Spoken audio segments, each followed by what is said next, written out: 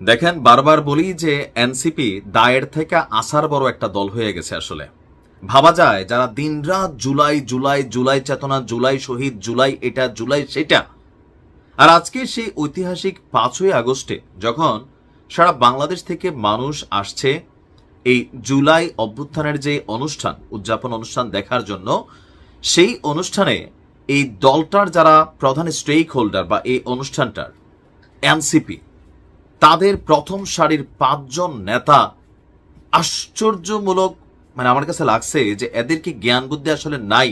এর মাঝখানে খবর আসছে পিটার হাসের সাথে সেখানে বৈঠক করতেছে, যদিও এটা গুজব।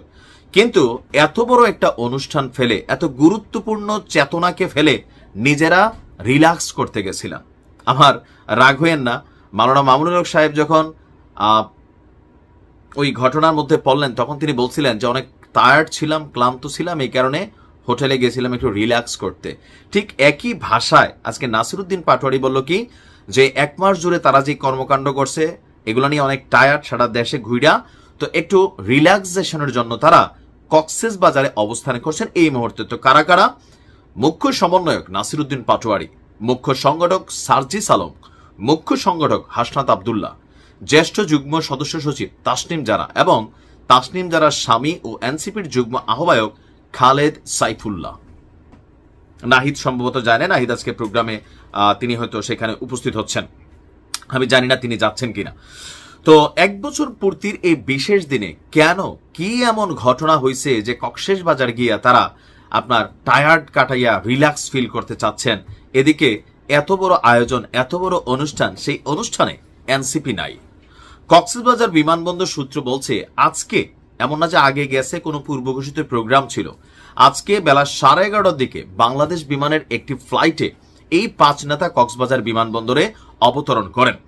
এনসিপির 5 নেতার এই কক্সবাজার ভ্রমণ ঘিরে সারা বাংলাদেশে ছি ছি থুথু অনেকে ফেলছেন।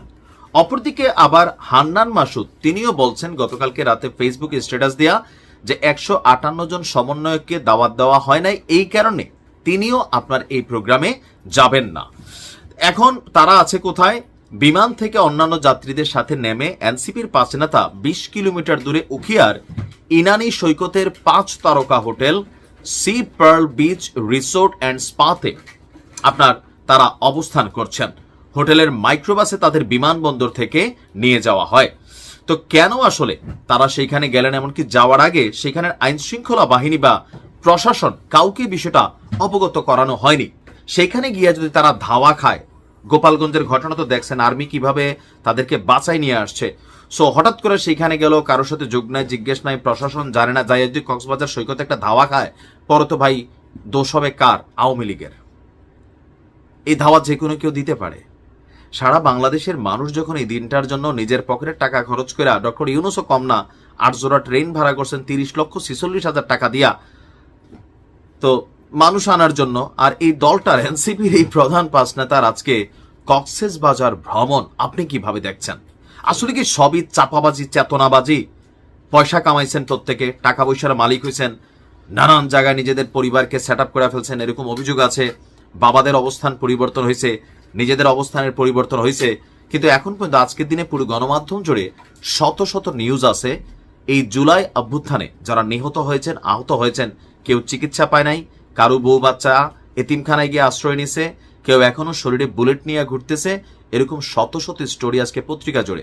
আর সেই এনসিপির না তারা আজকে গিয়া সব চেতনা ভুইলা রিল্যাক্সেশনে আছে। কি প্রত্যাশা করব আমরা? কমেন্টে লিখতে পারেন।